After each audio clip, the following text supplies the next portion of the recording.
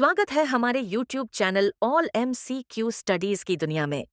आज हम देखेंगे करंट अफेयर्स के बहुत ही महत्वपूर्ण टॉपिक बजट 26-27। इस वीडियो में 2026 के बजट को हम पूरी तरह से समझेंगे, जो सभी प्रकार के परीक्षाओं के लिए बहुत ही महत्वपूर्ण है। तो चलिए वीडियो स्टार्ट करते हैं। बिल्कुल, किसी भी बजट को समझने का सबसे अच्छा तरीका होता है उसकी आत्मा को पकड़ना। और इस बार देखिए, वित्त मंत्री ने बजट की आत्मा को 3 कर्तव्यों में बांटा है। ये सिर्फ एक शब्द का खेल नहीं है, बल्कि ये सरकार की जो प्राथमिकता है उन्हें दिखाता है। हाँ, ये कर्तव्य शब्द दिलचस्प है। तो क्या है ये 3 कर्तव्य जो इस पूरे बजट को एक तरह से दिशा दे रहे हैं? पहला कर्तव्य है आर्थिक विकास को गति देना। पर यहाँ सिर्फ जीडीपी के आंकड़े बढ़ाने की बात नहीं हो रही है। इसका गहरा मतलब है कि भारतीय उद्योगों को ज्यादा उत्पादक और वैश्विक स्तर पर प्रतिस्पर्धी बनाया जाए, और साथ ही आज की अनिश्चित दुनिया में अर्थव्यवस्था को मजबूत बनाया जाए कि वो झटके सह सके। अच्छा, यानी रफ्तार के साथ साथ मजबूती भी। और दूसरा कर्तव्य, ये तो सीधे लोगों से जुड़ा लगता है। एकदम, दूसरा कर्तव्य है लोगों की आकांक्षाएं पूरी करना। और ये सोच में एक बहुत बड़ा बदलाव है। सरकार अब लोगों को सिर्फ योजनाओं का लाभार्थी नहीं मान रही, बल्कि देश की तरक्की में एक सशक्त साझेदार के रूप में देख रही है। और साझेदारी तभी होती है जब आप किसी को काबिल बनाते हैं, उसे अवसर देते हैं। और तीसरा कर्तव्य सबका साथ सबका विकास की सोच को आगे ले जाता है। लेकिन इसमें कुछ नया है। ये नारा तो हम काफी समय से सुन रहे हैं। आपका सवाल बिल्कुल सही है। नारा पुराना हो सकता है, पर इस बजट में इसे सुनिश्चित करने पर जोर है। इसका मतलब है कि देश के हर परिवार, हर समुदाय तक, चाहे वो कितना भी दूर दराज क्यों ना हो, उस तक संसाधन, सुविधाएं और अवसर पहुंचे। कोशिश ये है कि कोई भी पीछे न छूटे। तो ये तीनों कर्तव्य मिलकर इस बजट का वैचारिक ढांचा तैयार करते हैं। जी चलिए इस वैचारिक ढांचे से निकलकर जरा जमीनी हकीकत मतलब आंकड़ों पर आते हैं। सरकार की तिजोरी में कितना पैसा आने और जाने का अनुमान है इस बार? अगर हम 2026-27 के लिए देखें तो सरकार की जो बिना उधार वाली कमाई है, यानी गैर ऋण प्राप्तियां, वो लगभग 36.5 लाख करोड़ रुपए होने का अनुमान है। 36.5 लाख करोड़। और खर्चा? वहीं सरकार का कुल व्यय मतलब कुल खर्चा 53.5 लाख करोड़ रुपए अनुमानित है। एक मिनट, यहाँ तो कमाई और खर्च में एक बहुत बड़ा अंतर दिख रहा है। जी है। इसे ऐसे समझे कि अगर सरकार 100 रुपए कमा रही है तो वो करीब 146 रुपए खर्च कर रही है। ये जो 46 रुपए का अंतर है, इसका क्या होगा? आपने इसे बहुत सही तरीके से सरल बनाया है। यही जो अंतर है उसे ही राजकोषीय घाटा या फिस्कल डेफिसिट कहते हैं। और इसी को पाटने के लिए सरकार बाजार से उधार लेती है। इस साल के लिए सरकार को लगभग 11.7 लाख करोड़ रुपए का शुद्ध उधार लेना पड़ेगा। ये आंकड़े सुनने में तो ठीक लगते हैं, पर सरकारें अक्सर लक्ष्य बनाती हैं और फिर चूक जाती हैं। क्या इस बार भरोसा करने का कोई ठोस कारण है? मतलब राजकोषीय घाटे को लेकर सरकार कितनी गंभीर दिख रही है? ये एक वाजिब चिंता है, लेकिन यहाँ एक सकारात्मक संकेत दिखता है। 2026-27 के लिए राजकोषीय घाटे का लक्ष्य जीडीपी का 4.3% रखा गया है। यह इसलिए महत्वपूर्ण है क्योंकि पिछले साल यानी 2025-26 में ये 4.4% था। अच्छा, तो थोड़ी कमी आई है। जी, तो यहाँ एक अनुशासित तरीके से घाटे को धीरे धीरे कम करने की दिशा दिख रही है। साथ ही देश पर कुल कर्ज का बोझ यानी ऋण जीडीपी अनुपात, वो भी 56.1% से घटकर 55.6% होने का अनुमान है। ये दिखाता है कि अर्थव्यवस्था कर्ज की तुलना में तेजी से बढ़ रही है, जो एक अच्छी खबर है। ठीक है, तो ये हुई बजट की नींव। अब बात करते हैं उस नींव पर खड़ी की जाने वाली इमारत की, यानी पहला कर्तव्य आर्थिक विकास को गति देना। ऐसा लगता है कि सरकार कुछ खास क्षेत्रों पर बहुत बड़ा दांव लगा रही है। चिप्स, दवाइयां और वो खास मिनरल्स। एक भरोसेमंद मैन्युफैक्चरिंग हब बनाना। अब हम सिर्फ मेक इन इंडिया नहीं, बल्कि मेक फॉर द वर्ल्ड की बात कर रहे हैं। और इसकी शुरुआत होती है बायो फार्मा शक्ति योजना से। बायो फार्मा शक्ति नाम तो काफी शक्तिशाली है। इसके लिए 10,000 करोड़ का आवंटन भी है। ये सिर्फ एक और योजना है या इसके पीछे कोई बड़ी रणनीति है? 10,000 करोड़ सिर्फ एक बड़ी रकम नहीं है, ये एक रणनीतिक दाव है। देखिए, कोविड के बाद दुनिया समझ गई है कि दवाइयों और वैक्सीन की सप्लाई चेन के लिए सिर्फ एक देश पर निर्भर रहना कितना खतरनाक हो सकता है। सही बात है। भारत इस मौके को भुनाना चाहता है। हम अब तक दुनिया की फार्मेसी कहलाते थे, मतलब दवाइयां बनाने में माहिर थे। अब लक्ष्य है दुनिया की बायोटेक R&D लैब बनना, यानी नई दवाइयां खोजना और विकसित करना। अच्छा, तो अब हम सिर्फ मैन्युफैक्चरिंग से इनोवेशन की तरफ जा रहे हैं? बिल्कुल। और इसे हासिल करने के लिए क्या ठोस कदम उठाए जा रहे हैं? इसके लिए 3 स्तर पर काम होगा। 3 नए विश्व स्तरीय फार्मा शिक्षा और अनुसंधान संस्थान, जिन्हें NIPR कहते हैं, वो बनाए जाएंगे। जो 7 पुराने संस्थान हैं, उन्हें अपग्रेड किया जाएगा। और सबसे महत्वपूर्ण, देश भर में 1000 से ज्यादा मान्यता प्राप्त क्लिनिकल ट्रायल सेंटर्स का एक नेटवर्क बनेगा। इसका मतलब है कि नई दवाओं का परीक्षण भारत में तेजी से और भरोसेमंद तरीके से हो सकेगा। एकदम सही, जो बड़ी वैश्विक कंपनियों को यहाँ रिसर्च करने के लिए आकर्षित करेगा। तो बायोफार्मा में हम भविष्य के सॉफ्टवेयर यानी R&D पर फोकस कर रहे हैं। अब जरा हार्डवेयर की बात करते हैं, और आज की दुनिया में सबसे जरूरी हार्डवेयर है सेमीकंडक्टर। इंडिया सेमीकंडक्टर मिशन 2.0 में क्या खास है? मिशन 2.0 का फोकस सिर्फ चिप फैक्ट्री लगाने से कहीं आगे है। अब हम पूरी इकोसिस्टम बनाने की बात कर रहे हैं। पहला, चिप बनाने में लगने वाले उपकरण और जो कच्चा माल है उसका भी भारत में उत्पादन हो। दूसरा, जो सबसे महत्वाकांक्षी है, वो है full stack India IP design को विकसित करना। Full stack India IP design, ये सुनने में बहुत तकनीक लगता है। आम भाषा में इसका क्या मतलब है? इसका सीधा मतलब है कि चिप का पूरा डिजाइन, उसकी बनावट से लेकर उसके काम करने के तरीके तक, उसकी बौद्धिक संपदा भारत की हो। हम सिर्फ दूसरों के डिजाइन पर चिप बनाने वाले मजदूर न बने, बल्कि चिप के आर्किटेक्ट बने। ये भारत को टेक्नोलॉजी की दुनिया में एक बहुत शक्तिशाली खिलाड़ी बना देगा। और इसी से जुड़ी घोषणा इलेक्ट्रॉनिक्स कलपुर्जों के लिए भी है, जहां बजट बढ़ाया गया है। जी, 40,000 करोड़ तक। लक्ष्य साफ है, अब सिर्फ फोन असेंबल नहीं करना, बल्कि फोन के अंदर की हर छोटी बड़ी चीज बनानी है। यहाँ एक और बहुत दिलचस्प घोषणा है, दुर्लभ धातु गलियारा। ये रेयर अर्थ मेटल्स हैं क्या, और ये गलियारा क्या करेगा? आप सोचिए, आपके स्मार्टफोन की स्क्रीन से लेकर इलेक्ट्रिक कार के बैटरी तक हर जगह ये दुर्लभ धातुएं लगती हैं। ये आधुनिक टेक्नोलॉजी की जान है। अभी तक हम इनके लिए बहुत हद तक चीन पर निर्भर हैं। ये गलियारा, जो उड़ीसा, केरला, आंध्र प्रदेश और तमिलनाडु जैसे राज्यों से गुजरेगा, उस निर्भरता को कम करने की एक बहुत बड़ी रणनीतिक कोशिश है। तो हम खनन, प्रोसेसिंग और मैन्युफैक्चरिंग सब कुछ अपने देश में करना चाहते हैं? जी हाँ, और इसी कड़ी में आप केमिकल पार्क और पूंजीगत सामान यानी कैपिटल गुड्स को भी जोड़ सकते हैं। 3 बड़े केमिकल पार्क बनाने की योजना है, ताकि हमें कच्चे केमिकल आयात न करने पड़े, और कैपिटल गुड्स यानी वो मशीनें जो दूसरी फैक्ट्री की मशीनें बनाती हैं, उस क्षमता को भी मजबूत किया जा रहा है। ये सब मिलकर भारत की औद्योगिक नींव को फौलादी बनाने की तैयारी लगती है। बिल्कुल। अच्छा, मुझे हमेशा लगता है कि भारत के टेक्सटाइल सेक्टर में जितनी क्षमता है, वो एक सोए हुए शेर की तरह है। क्या इस बजट में सूरत और तिरुपुर की तस्वीर बदलने के लिए कुछ है? जादुई छड़ी तो नहीं, लेकिन एक सोची समझी रणनीति जरूर है। इसके लिए एक एकीकृत कार्यक्रम बनाया गया है। इसमें राष्ट्रीय फाइबर योजना है, जो हमें रेशम से लेके पॉलिएस्टर तक हर तरह के धागे में आत्मनिर्भर बनाएगी।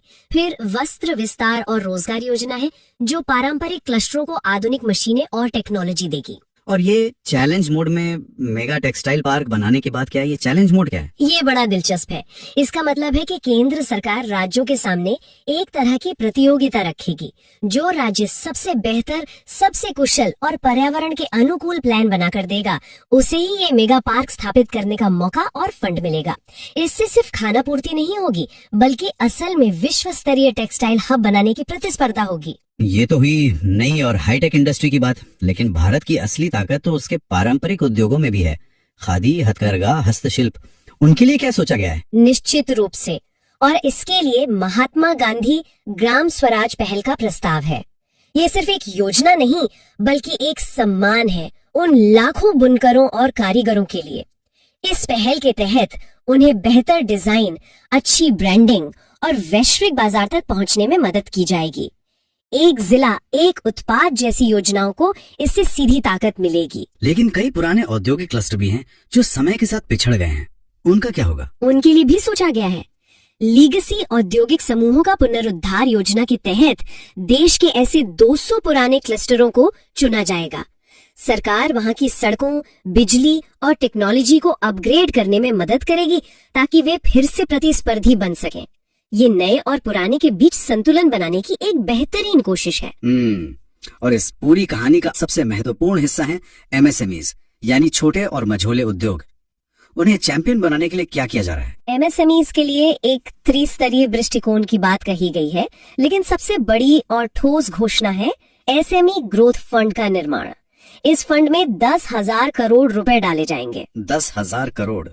और इसका उद्देश्य? इसका एकमात्र उद्देश्य होगा उन छोटे उद्योगों को पूंजी देना जिनमें बड़ा बनने की क्षमता है। एक आत्मनिर्भर फंड तो पहले से ही था, क्या ये उसके अलावा है? हाँ, आत्मनिर्भर भारत फंड भी जारी रहेगा और उसे 2000 करोड़ रुपए का अतिरिक्त समर्थन दिया जाएगा। इन दोनों फंड्स का लक्ष्य एक ही है, ये सुनिश्चित करना कि किसी भी काबिल छोटे उद्यमी का सपना पैसे की कमी की वजह से अधूरा न रह जाए। तो सार्वजनिक पूंजीगत व्यय को बढ़ाकर 12.2 लाख करोड़ रुपए किया जा रहा है। ये एक मतलब बहुत बड़ी संख्या है।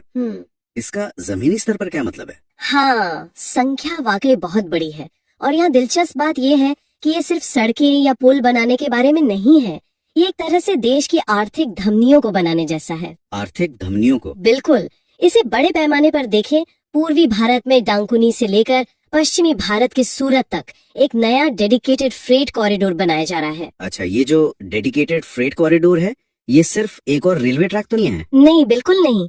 ये रेलवे की दुनिया में एक्सप्रेसवे बनाने जैसा है। इससे उद्योगों और बाजारों को जोड़ने वाला एक पूरा इकोसिस्टम बनेगा। और ये सिर्फ जमीन तक ही सीमित नहीं है ना? मैंने जलमार्गों के बारे में भी कुछ देखा। बिल्कुल, अगले 5 सालों में 20 नए राष्ट्रीय जलमार्ग शुरू करने की योजना है। 20? हाँ, 20।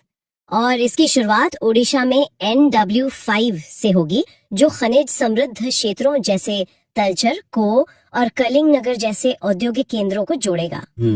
और लक्ष्य यह है कि 2047 तक अंतर्देशीय जलमार्गों और तटीय शिपिंग की हिस्सेदारी को 6% से बढ़ाकर 12% किया जाए। मतलब दुगना।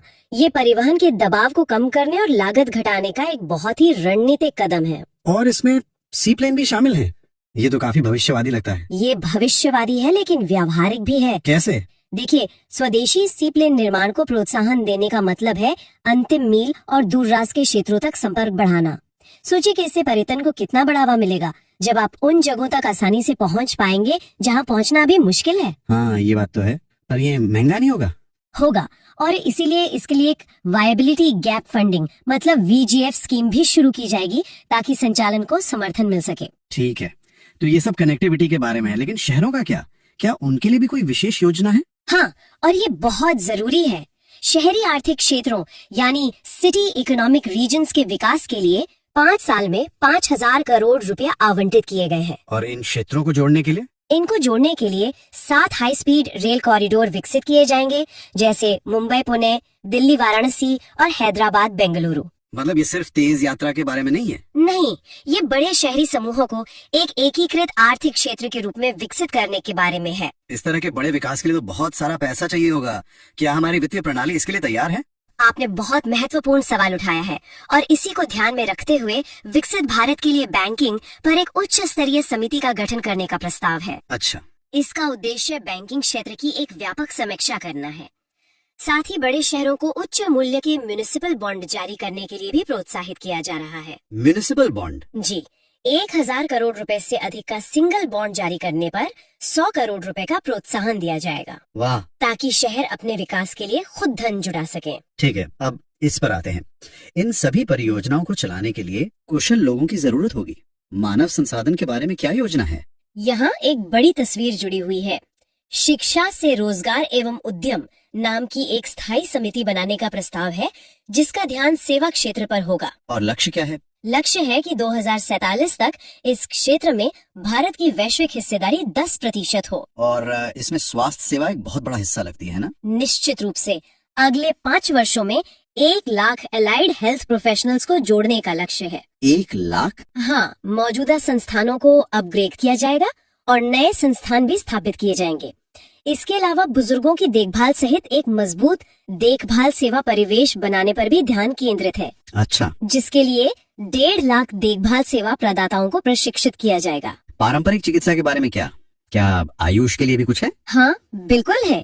3 नए अखिल भारतीय आयुर्वेद संस्थान स्थापित किए जाएंगे और साथ ही जामनगर में जो WHO का वैश्विक पारंपरिक चिकित्सा केंद्र है उसे भी उन्नत किया जाएगा। तो इससे क्या होगा? इससे पारंपरिक दवाओं के लिए साक्ष्य आधारित अनुसंधान और प्रशिक्षण को बढ़ावा मिलेगा। ये स्वास्थ्य के प्रति एक समग्र दृष्टिकोण जैसा लगता है। क्या दूसरे क्षेत्रों में भी इसी तरह का कौशल विकास हो रहा है? हाँ, पशुपालन को ही लीजिए। पशुपालन? जी, 20,000 से अधिक पशु डॉक्टर्स को उपलब्ध कराने की योजना है और निजी क्षेत्र में पशु चिकित्सा महाविद्यालयों और अस्पतालों के लिए एक ऋण संबद्ध पूंजी सब्सिडी योजना भी शुरू की जाएगी। अच्छा, और मैंने ऑरेंज इकोनॉमी के बारे में कुछ पढ़ा। ये क्या है? ऑरेंज इकोनॉमी मतलब रचनात्मक अर्थव्यवस्था। रचनात्मक अर्थव्यवस्था। हाँ, प्रस्ताव है कि Indian institute of creative technology Mumbai 15,000 माध्यमिक विद्यालयों और 500 महाविद्यालयों में AVGC लैब्स स्थापित करने में मदद करेगा। AVGC animation, visual effects, gaming, comics. अच्छा, तो ये युवाओं के लिए। हाँ, ये युवावस्था से ही रचनात्मक कौशल को बढ़ावा देने का एक तरीका है। और शिक्षा के बुनियादी ढांचे के बारे में क्या? बड़े औद्योगिक और लॉजिस्टिक कॉरिडोर के पास 5 विश्वविद्यालय टाउनशिप बनाने में राज्यों की सहायता की जाएगी। मतलब शिक्षा को सीधे उद्योग से जोड़ा जा रहा है। बिल्कुल। और इसके अलावा हर जिले में एक महिला छात्रावास की स्थापना भी की जाएगी, जो महिला शिक्षा के लिए एक बहुत बड़ा कदम है। और पर्यटन और संस्कृति, इन सभी विकासों का इस क्षेत्र पर क्या प्रभाव पड़ेगा? यहाँ भी कौशल विकास पर जोर है। 20 पर्यटन स्थलों पर 10,000 गाइडों के कौशल को उन्नत करने के लिए एक पायलट योजना शुरू की जाएगी। और इसमें IIM का सहयोग भी लिया जाएगा। जी, IIM का सहयोग लिया जाएगा। साथ ही सांस्कृतिक और आध्यात्मिक महत्व के सभी स्थानों के डिजिटल दस्तावेज तैयार करने के लिए एक national destination digital knowledge grid की स्थापना की जाएगी। तो ये सिर्फ जगहों को बढ़ावा देने के बारे में नहीं है, बल्कि उन्हें संरक्षित करने और उनके बारे में ज्ञान साझा करने के बारे में भी है। बिल्कुल। और सिर्फ संरक्षित करना ही नहीं, बल्कि उन्हें जीवंत बनाना। लोथल, धौलावीरा, सारनाथ और हस्तिनापुर जैसे 15 पुरातात्विक स्थलों को सिर्फ ऐतिहासिक स्मारकों के रूप में नहीं, बल्कि जीवंत और अनुभवित जन्य सांस्कृतिक गंतव्यों के रूप में विकसित करने का प्रस्ताव है। और इसी विकास की भावना को आगे बढ़ाते हुए अगले दशक में खेल कूद के क्षेत्र में बदलाव लाने के लिए खेलो इंडिया मिशन भी शुरू करने का प्रस्ताव है। किसानों की आय बढ़ाने की बात तो हमेशा होती है, इस बार नया क्या लग रहा है? इस बार का नजरिया काफी दिलचस्प है। देखिए, पारंपरिक योजनाएं तो हैं ही, जैसे मत्स्य पालन, पशुपालन, लेकिन जो सबसे बड़ा बदलाव दिख रहा है वो है हाई वैल्यू एग्रीकल्चर पर जोर। High value agriculture? हाँ, मतलब उच्च मूल्य वाली कृषि। सरकार अब किसानों को सिर्फ गेहूं चावल उगाने के लिए नहीं, बल्कि उन फसलों की तरफ मोड़ रही है जिनकी बाजार में कीमत बहुत ज्यादा है। ये सुनने में तो अच्छा लगता है, पर इसका असल में मतलब क्या है? कौन सी फसलें आती हैं इसमें? और ये बदलाव जरूरी क्यों है? क्या हम अपने पारंपरिक खेती से आगे बढ़ रहे हैं? बिल्कुल, ये एक सोच का बदलाव है, गुजारे की खेती से मुनाफे की खेती की तरफ। इसका मतलब है कि जमीन के हर टुकड़े से ज्यादा कमाई कैसे हो। अच्छा, जैसे जो तटीय इलाके हैं, वहाँ नारियल, चंदन, कोको और काजू की खेती को सरकारी मदद दी जाएगी। नारियल के लिए तो एक अलग से नारियल संवर्धन योजना भी आ रही है, ताकि हम दुनिया के बाजार में मुकाबला कर सकें। बिल्कुल। और नारियल और काजू की बात तो समझ आती है, क्योंकि तटीय इलाकों में ये पारंपरिक फसलें हैं। हाँ, वो तो है, लेकिन मुझे पूर्वोत्तर में अगर के पेड़ों वाली बात ने चौंकाया। अगर की लकड़ी तो बहुत कीमती होती है और उसे तैयार होने में सालों लग जाते हैं। तो क्या सरकार का फोकस अब शॉर्ट टर्म से हटकर लॉन्ग टर्म सस्टेनेबल खेती पर जा रहा है? आपने बिल्कुल सही नब्ज पकड़ी है। अगर की खेती एक पीढ़ी का निवेश है। ये दिखाता है कि सोच अब सिर्फ अगली फसल तक सीमित नहीं है, बल्कि अगले 15-20 साल की है। और इसी तरह पहाड़ी इलाकों में बादाम, अखरोट और खुबानी जैसे मेवों पर ध्यान दिया जा रहा है। और एक बहुत बड़ा लक्ष्य है 2030 तक भारतीय काजू और कोको को एक प्रीमियम ग्लोबल ब्रांड बनाना, जैसे स्विस चॉकलेट होती है। हाँ, कुछ वैसे ही। इसके लिए अलग प्रोग्राम भी शुरू किया जा रहा है। ये तो बहुत महत्वाकांक्षी योजना लग रही है, लेकिन आज के जमाने में खेती बिना तकनीक के अधूरी है। टेक्नोलॉजी को लेकर भी कोई नई सोच है? हाँ, और ये बहुत जरूरी भी है। भारत विस्तार नाम का एक नया AI टूल लाने का प्रस्ताव है। भारत विस्तार? हाँ, इसे ऐसे समझिए कि ये किसानों के लिए एक स्मार्ट दोस्त जैसा होगा। इसे सरकार के एग्री स्टैक पोर्टल से जोड़ा जाएगा, जो जमीन और फसलों का पूरा डेटा रखता है। अच्छा। और ये टूल उस डेटा का इस्तेमाल करके किसान को उसकी अपनी भाषा में सलाह देगा। यानी अगर पंजाब का कोई किसान पंजाबी में पूछे कि उसकी फसल में कौन सा कीड़ा लगा है, या तमिलनाडु का किसान तमिल में बाजार का भाव जानना चाहे, तो ये AI टूल उसे तुरंत जवाब देगा। बिल्कुल। मौसम का हाल, मंडी का भाव, किसी बीमारी का इलाज, सब कुछ किसान की अपनी बोली में। ये जानकारी की ताकत को सीधे खेत तक पहुंचाने जैसा है। सही है। इससे तो छोटे से छोटे किसान की भी मोल भाव करने की और सही फैसला लेने की ताकत कई गुना बढ़ सकती है। बिल्कुल। तो एक तरफ हम किसानों की आर्थिक सेहत सुधार रहे हैं, और दूसरी तरफ देश के लोगों की सेहत का सवाल भी है। खासतौर पर मानसिक स्वास्थ्य एक ऐसा विषय जिस पर अब खुलकर बात होने लगी है। इस दिशा में क्या हो रहा है? मानसिक स्वास्थ्य को अब पूरी गंभीरता से लिया जा रहा है। अब तक दक्षिण भारत में बेंगलोर का निम्हांस सबसे बड़ा नाम था। अब उसी की तर्ज पर उत्तर भारत में निम्हांस 2 की स्थापना की जाएगी। ये एक बहुत बड़ा कदम है। ये सुनने में तो काफी अच्छा लगता है, लेकिन अक्सर ऐसी घोषणाओं के बाद एक सवाल उठता है, क्या हमारे पास इन नए संस्थानों को चलाने के लिए पर्याप्त प्रशिक्षित पेशेवर और विशेषज्ञ होंगे? क्योंकि एक बड़ी इमारत बनाना एक बात है और उसमें वर्ल्ड क्लास देखभाल देना वो दूसरी बात है। ये एक बहुत जायज चिंता है और शायद इसीलिए एक साथ कई मोर्चों पर काम हो रहा है। नया संस्थान बनाने के साथ साथ रांची और तेजपुर में जो पहले से राष्ट्रीय मानसिक स्वास्थ्य संस्थान हैं, उन्हें क्षेत्रीय शीर्ष संस्थानों के तौर पर अपग्रेड किया जाएगा। अच्छा, तो इसका मकसद ये है कि इन इलाकों में ही विशेषज्ञों को तैयार किया जाए। हाँ, और देखभाल की क्वालिटी को सुधारा जाए ताकि हर चीज के लिए बेंगलुरु या दिल्ली पर निर्भरता कम हो। समझ गए। तो ये एक क्षमता निर्माण का एक विकेंद्रीकृत मॉडल है। इसी से जुड़ा सवाल क्षेत्रीय विकास का भी है। पूर्वी और उत्तर पूर्वी राज्यों के विकास के लिए क्या खास योजनाएं हैं? इन क्षेत्रों पर खास ध्यान दिया जा रहा है। दुर्गापुर में एक एकीकृत पूर्वी तट औद्योगिक गलियारा बनाने का प्रस्ताव है। ये क्यों जरूरी है? देखिए, भारत का पूर्वी तट दक्षिण पूर्व एशिया से व्यापार का गेटवे है। अभी वहाँ लॉजिस्टिक्स और इंफ्रास्ट्रक्चर की कमी है। हम उसका पूरा फायदा नहीं उठा पा रहे हैं। ये गलियारा उस कमी को पूरा करके इस पूरे क्षेत्र को एक बड़ा मैन्युफैक्चरिंग हब बना सकता है। और आम लोगों के जीवन पर इसका क्या असर पड़ेगा? इंडस्ट्री के अलावा सीधा असर पड़ेगा। जब उद्योग आते हैं तो रोजगार आता है। साथ ही कनेक्टिविटी बेहतर करने के लिए 4000 नई ई बसें लाने की योजना है। और पर्यटन को बढ़ावा देने के लिए, जो इन इलाकों की एक बड़ी ताकत है, 5 पूर्वोत्तर राज्यों में 5 नए टूरिस्ट डेस्टिनेशन बनाए जाएंगे। अच्छा, और इसके अलावा बौद्ध सर्किट के विकास के लिए एक नई योजना आ रही है जो अरुणाचल से लेकर त्रिपुरा तक फैलेगी। ये सिर्फ पर्यटन नहीं बल्कि उस क्षेत्र की सांस्कृतिक विरासत को दुनिया के नक्शे पर लाने की कोशिश है। तो एक तरफ किसानों की सीधी मदद और इंफ्रास्ट्रक्चर पर जोर है, लेकिन अर्थव्यवस्था को चलाने वाला एक और बड़ा इंजन है हमारा टैक्स सिस्टम। और ऐसा लग रहा है कि वहाँ नियमों की एक पूरी नई किताब लिखी जा रही है। ये नया आयकर अधिनियम 2025 क्या है? ये शायद इस पूरे दस्तावेज का सबसे बड़ा बदलाव है।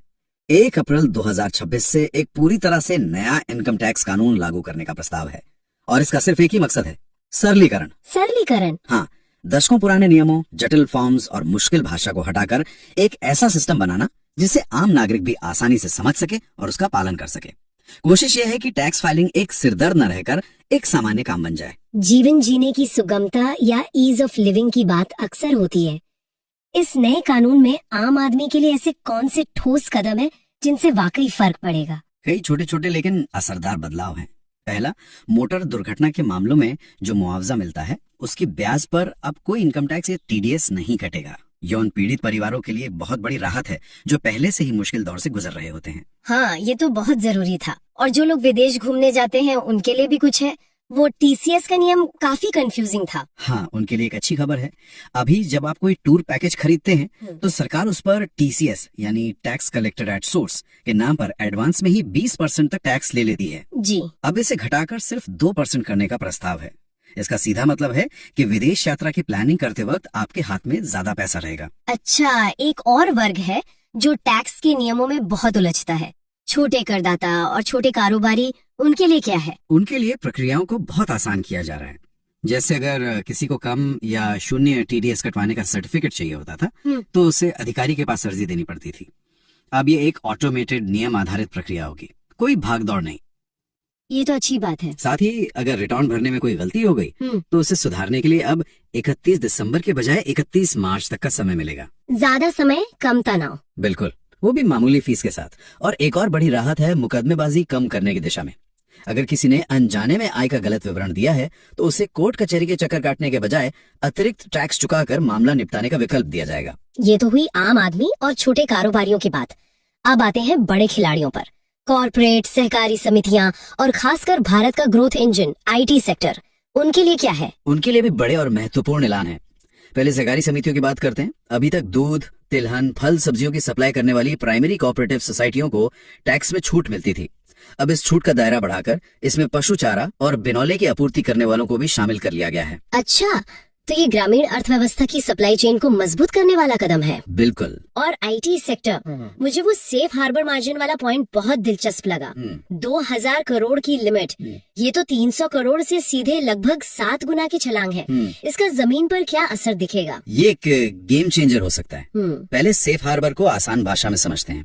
ये टैक्स विभाग और कंपनी के बीच एक तरह का समझौता है। कंपनी कहती है कि हम अपनी कमाई का मान लीजिए 15-15.5% मुनाफे के तौर पर दिखाएंगे और उस पर टैक्स देंगे। विभाग इस पर ज्यादा सवाल जवाब नहीं करता। तो ये एक तरह की नो क्वेश्चंस आस्क्ड पॉलिसी है अगर आप एक तयशुदा मुनाफा दिखा रहे हैं तो। लगभग वैसा ही। इससे सालों तक चलने वाले टैक्स विवादों से छुटकारा मिल जाता है। अब तक ये सुविधा सिर्फ 300 करोड़ रुपए तक का कारोबार करने वाली IT कंपनियों के लिए थी। और अब 2000 करोड़। हाँ, और इस सीमा को बढ़ाकर 2000 करोड़ रुपए किया जा रहा है। इसका मतलब है कि भारत की ज्यादातर मध्यम और बड़ी IT कंपनियां अब इसके दायरे में आ जाएंगे। उनके लिए टैक्स का अनुपालन बहुत आसान हो जाएगा और वो अपना ध्यान विवादों से हटाकर इनोवेशन और ग्रोथ पर लगा पाएंगे। और वैश्विक निवेश को आकर्षित करने के लिए भी कुछ खास है। आज दुनिया डेटा और क्लाउड पर चल रही है। हाँ, और ये एक बहुत दूर की सोच वाला कदम है। जो विदेशी कंपनियां भारत में डेटा सेंटर लगाकर दुनिया भर में क्लाउड सेवाएं देती हैं, उन्हें 2047 तक टैक्स में विशेष रियायत देने का प्रस्ताव है। 2047 तक? जी, ये भारत को सिर्फ IT सर्विस का हब नहीं बल्कि दुनिया का डेटा सेंटर हब बनाने की दिशा में एक बहुत बड़ा प्रोत्साहन है। हम कह रहे हैं कि दुनिया का डेटा भारत में सुरक्षित है और यहाँ बिजनेस करना फायदेमंद भी है। अभी कंपनियों को एक बड़ी अजीब सी मुश्किल होती है। उन्हें 2 तरह के खाते बनाने पड़ते हैं। 2 तरह के खाते? हाँ, एक अपने बिजनेस के लिए जो इंडियन अकाउंटिंग स्टैंडर्ड्स के हिसाब से होता है और दूसरा खास तौर पर टैक्स विभाग के लिए जिसे ICDS यानी आय परिकलन और प्रकटन मानक कहते हैं। ये तो बहुत ज्यादा काम और कंफ्यूजन वाला मामला लगता है। बिल्कुल, ये कुछ ऐसा है जैसे पहले आपको अपनी डायरी अंग्रेजी और फ्रेंच दोनों में लिखनी पड़ती थी। अब सरकार कह रही है बस अंग्रेजी में लिखो, हम समझ लेंगे। इसके लिए कॉर्पोरेट कार्य मंत्रालय और CBDT की एक जॉइंट कमेटी बनाई जाएगी। और ये कमेटी क्या करेगी? ये कमेटी इन दोनों अकाउंटिंग सिस्टम को मिलाकर एक कर देगी। 2027-28 से कंपनियों को टैक्स के लिए अलग से खाते बनाने की जरूरत ही खत्म हो जाएगी।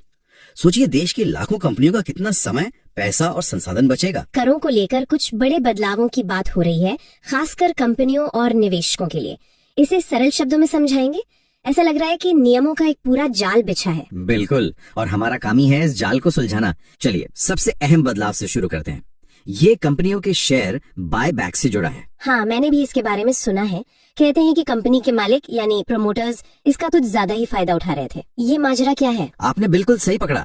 होता ये था कि प्रमोटर्स डिविडेंड पर टैक्स बचाने के लिए बाय बैक का रास्ता अपनाते थे। ओके। ये एक तरह की टैक्स प्लानिंग थी, मतलब नियमों के दायरे में तो थी पर उसकी भावना के खिलाफ थी। अब सरकार ने इसी रास्ते को थोड़ा मुश्किल बना दिया है।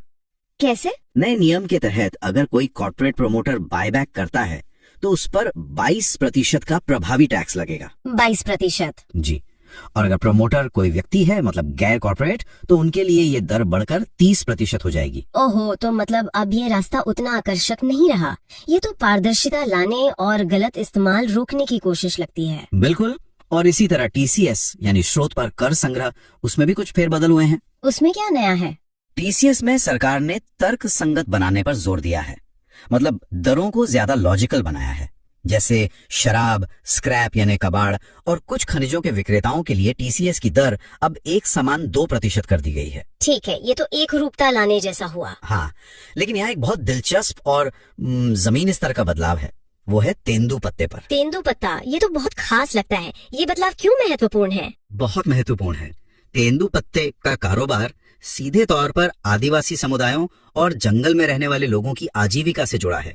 पहले इस पर 5% की दर थी जो उनके लिए एक बड़ा बोझ थी। अच्छा। अब इसे घटाकर 2% कर दिया गया है। ये सीधे सीधे उन लाखों लोगों की जेब में थोड़ा और पैसा डालने जैसा है। ये दिखाता है कि बजट सिर्फ बड़ी कंपनियों के बारे में नहीं है। ये तो वाकई एक अच्छी खबर है, लेकिन एक जगह टैक्स बढ़ाया भी गया है। मैंने शेयर बाजार से जुड़े STT यानी प्रतिभूति लेन देन कर में बढ़ोतरी के बारे में पढ़ा है। हाँ, ये थोड़ा अजीब नहीं लगता? एक तरफ राहत, दूसरी तरफ बोझ। ये एक बहुत अच्छा सवाल है। पहली नजर में ये विरोधाभासी लगता है, लेकिन इसके पीछे की सोच को समझना होगा। ये बढ़ोतरी खास तौर पर वायदा सौदों में ऑप्शन ट्रेडिंग करने वालों के लिए है। ओके। STT को 0.1% और 0.125% से बढ़ाकर 0.15% कर दिया गया है। इसका मकसद शायद छोटे मोटे रोजाना ट्रेडिंग करने वालों को हतोत्साहित करना है। अच्छा, मतलब बाजार में थोड़ी स्थिरता लाने के लिए। बिल्कुल, सरकार का इशारा है कि बाजार निवेश के लिए है, बहुत ज्यादा सट्टेबाजी के लिए नहीं। समझ गई। यानी ये बाजार के एक खास हिस्से को नियंत्रित करने की कोशिश है। अब आते हैं उस बड़े बदलाव पर जिसकी सबसे ज्यादा चर्चा है, MAT यानी न्यूनतम वैकल्पिक कर। हाँ, MET। इससे अंतिम कर बनाने का क्या मतलब है? क्या ये कंपनियों के लिए अच्छा है या बुरा? ये एक बड़ा संरचनात्मक बदलाव है और इसके दोनों पहलू हैं। पहले समझिए कि एमएटी क्या है। ये वो कम से कम टैक्स है जो हर मुनाफा कमाने वाली कंपनी को देना ही पड़ता है, भले वो कितनी भी छूट का फायदा उठा ले। जी। अब तक कंपनियां जो एमएटी भरती थीं, उसका क्रेडिट उन्हें बाद में मिल जाता था, लेकिन अब सरकार कह रही है कि 1 अप्रैल 2026 से ये फुल एंड फाइनल सेटलमेंट होगा। मतलब कोई क्रेडिट जमा नहीं होगा? कोई क्रेडिट नहीं। तो ये तो कंपनियों के लिए नुकसान की बात हुई। हाँ, एक तरह से। लेकिन इस कड़वी गोली को मीठा बनाने के लिए सरकार ने एमएटी की दर को 15% से घटाकर 14% कर दिया है। अच्छा, दर कम कर दी है। जी, तो फायदा ये है कि हिसाब किताब बेहद सरल हो जाएगा। जो भरा सो भरा, कोई आगे पीछे का झंझट नहीं। तो ये सरलीकरण की ओर एक बड़ा कदम है, थोड़ी कीमत के साथ। समुद्री उद्योग यानी सी फूड सेक्टर को एक बड़ी राहत दी गई है।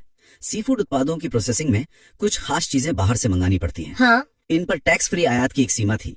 अब उस सीमा को एफओबी वैल्यू के 1% से बढ़ाकर 3% कर दिया गया है। 1 मिनट, मतलब अगर एक निर्यातक 100 रुपए का झींगा बेचता है तो पहले उससे सिर्फ 1 रुपए का सामान टैक्स फ्री आयात करने की छूट थी, अब वो 3 रुपए का कर सकता है। आपने एकदम सही पकड़ा, बिल्कुल यही मतलब है। इस सीधे सीधे उसके मुनाफे को बढ़ाएगा और वो अंतर्राष्ट्रीय बाजार में बेहतर मुकाबला कर पाएगा। जी, चीन और वियतनाम जैसे देशों से। इसी तरह की सुविधा चमड़ा और सिंथेटिक जूते बनाने वालों को भी दी गई है। ये तो पारंपरिक उद्योगों की बात हुई, लेकिन आज की दुनिया तो ई कॉमर्स की है। छोटे छोटे कारोबारी जो हैं, उनके लिए क्या है? अब आप उस बदलाव पर आई हैं जो मेरी नजर में इस बजट का सबसे क्रांतिकारी कदम हो सकता है। अच्छा, अब तक कुरियर के जरिए निर्यात करने पर प्रति खेप यानी पर कंसाइनमेंट 10 लाख रुपए की एक सीमा थी। ये सीमा छोटे कारीगरों, डिजाइनरों के लिए एक बड़ी दीवार थी। हाँ, ये तो एक रुकावट थी। सरकार ने इस दीवार को पूरी तरह से गिरा दिया है। पूरी तरह से हटा दिया। इसका मतलब है कि अब जयपुर का एक छोटा कारीगर भी 50 लाख रुपए की अपनी कलाकृतियां सीधे अमेरिका में किसी ग्राहक को बिना किसी झंझट के भेज सकता है। बिल्कुल, ये मेड इन इंडिया का सही मायनों में लोकतंत्रीकरण है। ये दिखाता है कि सरकार अब सिर्फ बड़े कॉर्पोरेट निर्यातकों पर ही नहीं, बल्कि भारत के कोने कोने में बैठे छोटे उद्यमियों पर भी दाव लगा रही है। ये तो वाकई बहुत बड़ी बात है। और मछली पकड़ने से जुड़ा भी कोई दिलचस्प प्रावधान है? हाँ, और ये भी बहुत चालाकी से बनाया गया नियम है। अगर कोई भारतीय नाव हमारे विशेष आर्थिक क्षेत्र या खुले समुद्र में मछली पकड़ती है तो उस पर कोई शुल्क नहीं लगेगा। ठीक है। और सबसे दिलचस्प बात, अगर वही नाव उन मछलियों को किसी विदेशी बंदरगाह पर उतारती है तो उसे निर्यात माना जाएगा। वाह! यानी समुद्र में पकड़ी मछली विदेशी जमीन पर उतरी और बन गई निर्यातक। ये तो बहुत स्मार्ट है। जी, इससे मछुआरों को निर्यात से जुड़े सारे लाभ मिलेंगे। बैटरी और सोलर ऊर्जा के लिए क्या खास है? ऊर्जा में आत्मनिर्भरता के लिए सरकार ने एक तिहरी रणनीति अपनाई है। पहला, बैटरी के लिए देश में लिथियम आयन सेल बनाने के लिए जो भी मशीनें और सामान चाहिए उन पर सीमा शुल्क की छूट को बढ़ाया गया है। ओके। दूसरा, सोलर ऊर्जा। सोलर पैनल के ऊपर लगने वाला खास ग्लास बनाने में सोडियम एंटीमोनेट नाम का एक केमिकल इस्तेमाल होता है। अब इसके आयात पर कोई सीमा शुल्क नहीं लगेगा। अच्छा, और तीसरा? तीसरा, बायोगैस को बढ़ावा देना। सीएनजी में मिलाई जाने वाली बायोगैस पर उत्पाद शुल्क में पूरी छूट दी जाएगी। तो मतलब बैटरी बनाने से लेकर सोलर ग्लास बनाने और गांव की बायोगैस तक पूरी सप्लाई चेन को भारत में ही बनाने की कोशिश हो रही है। बिल्कुल, यही आत्मनिर्भरता का असली मतलब है। इसी कड़ी में न्यूक्लियर पावर और महत्वपूर्ण खनिजों को भी जोड़ा गया है। न्यूक्लियर पावर में क्या है? परमाणु ऊर्जा परियोजनाओं के लिए जरूरी सामान के आयात पर जो सीमा शुल्क में छूट है उसे वर्ष 2035 तक बढ़ा दिया गया है। 2035 तक? ये तो बहुत लंबा समय है। हाँ, क्योंकि न्यूक्लियर पावर प्लांट 1-2 साल में नहीं बनते, इन्हें बनाने में दशकों लगते हैं। 2035 तक की छूट देने का मतलब है कि सरकार निवेशकों को एक लंबी अवधि की स्थिरता का भरोसा दे रही है। अच्छा, कि आप निवेश कीजिए, हम अपनी नीतियाँ नहीं बदलेंगे। सही, यही बात महत्वपूर्ण खनिजों के प्रसंस्करण पर भी लागू होती है। ये तो ऊर्जा की बात हुई। रक्षा और विमानन क्षेत्र भी बहुत महत्वपूर्ण है। क्या वहाँ भी यही मेक इन इंडिया वाली सोच दिखती है? हाँ, और बहुत स्पष्ट रूप से। अब जोर मेकर बनने पर है। इसीलिए नागरिक और प्रशिक्षण विमान बनाने के लिए जरूरी कलपुर्जों के आयात पर सीमा शुल्क में छूट दी गई है। ठीक है। यही छूट रक्षा इकाइयों को विमानों की मरम्मत और रखरखाव के लिए कच्चा माल आयात करने पर भी मिलेगी। और इलेक्ट्रॉनिक्स में? माइक्रोवेव ओवन जैसे इलेक्ट्रॉनिक सामान बनाने में लगने वाले खास पुर्जों पर भी ड्यूटी हटाई गई है। ये छोटे छोटे कदम मिलकर एक बड़ी तस्वीर बनाते हैं। तो इन सभी छूटों के पीछे एक बड़ी कहानी छिपी है। अब बंदरगाहों पर कंटेनरों की स्कैनिंग के लिए एआई यानी आर्टिफिशियल इंटेलिजेंस का इस्तेमाल होगा। अच्छा, एआई? हाँ, एआई जोखिम का आकलन करेगा और सिर्फ संदिग्ध कंटेनरों को ही खोला जाएगा। और अंततः अगले 2 सालों में एक सीमा शुल्क एकीकृत प्रणाली बनाने का लक्ष्य है। ये सब सुनने में तो बहुत अच्छा लगता है, पर ये सब तो बड़े उद्योगों और व्यापारियों के लिए है। एक आम इंसान के लिए इस बजट में क्या है? हाँ, ये बहुत जरूरी सवाल है। सरकार ने आम लोगों की जरूरतों का भी ध्यान रखा है। कई ऐसे प्रावधान है जिनका सीधा फायदा आम आदमी को मिलेगा। सबसे पहले व्यक्तिगत आयात के बारे में बताइए। अगर कोई अपने इस्तेमाल के लिए विदेश से कोई चीज मंगाना चाहे तो ये एक बड़ी राहत है। अभी तक व्यक्तिगत इस्तेमाल के लिए मंगाई जाने वाली कर योग्य चीजों पर 20% की एक समान टैरिफ दर लगती थी। जी, इसे सीधा आधा करके 10% करने का प्रस्ताव है। अच्छा, मतलब अब विदेश से निजी उपयोग के लिए सामान मंगाना काफी सस्ता हो जाएगा। बिल्कुल, ये एक बहुत अच्छी बात है। और स्वास्थ्य के क्षेत्र में महंगी दवाएं हमेशा एक बड़ी चिंता रहती हैं। स्वास्थ्य को लेकर सरकार ने बहुत संवेदनशील कदम उठाए हैं। 17 खास तरह की दवाओं और औषधियों पर से मूलभूत सीमा शुल्क हटाया जाएगा। और इससे भी बड़ी बात यह है कि 7 अतिरिक्त असाध्य रोगों के इलाज के लिए अगर कोई व्यक्ति दवा का व्यक्तिगत आयात करता है तो उसे पूरी तरह से कर मुक्त कर दिया जाएगा। ये तो उन परिवारों के लिए बहुत बड़ी राहत है जो गंभीर बीमारियों से जूझ रहे हैं। निश्चित रूप से। जो लोग विदेश यात्रा करते हैं उनके लिए भी कुछ है क्या? एयरपोर्ट पर कस्टम को लेकर हमेशा थोड़ी घबराहट रहती है। हाँ, ये एक ऐसा बदलाव है जिसका इंतजार बहुत समय से था। अंतर्राष्ट्रीय यात्रा के बाद सामान निकासी से जुड़े नियमों को बदला जाएगा। इसका सीधा मतलब है कि शुल्क मुक्त भत्ता यानी ड्यूटी फ्री अलाउंस बढ़ेगा। मतलब अब यात्री पहले के मुकाबले ज्यादा कीमत का सामान बिना कोई टैक्स चुकाए ला सकेंगे। जी, ये आज की महंगाई और यात्रा की वास्तविकताओं को देखते हुए एक जरूरी बदलाव है। आखिर में उन लोगों के बारे में बात करते हैं जो पुराने कर विवादों में फंसे हुए हैं। उनके लिए कोई रास्ता है? हाँ, ईमानदार करदाताओं के लिए एक वन टाइम सेटलमेंट का मौका दिया गया है। जो लोग अपने पुराने विवादों को खत्म करना चाहते हैं वे अपनी पूरी बकाया राशि और उस पर एक अतिरिक्त राशि का भुगतान करके अपने मामले हमेशा के लिए बंद कर सकते हैं। तो इससे उन्हें सालों चलने वाली कानूनी प्रक्रियाओं से मुक्ति मिलेगी और सरकार को भी फंसा हुआ राजस्व मिलेगा। ये दोनों पक्षों के लिए एक जीत की स्थिति है। तो आज हमने देखा बजट 2627। उम्मीद है ये वीडियो आपको पसंद आया होगा। तो वीडियो को लाइक एंड शेयर करें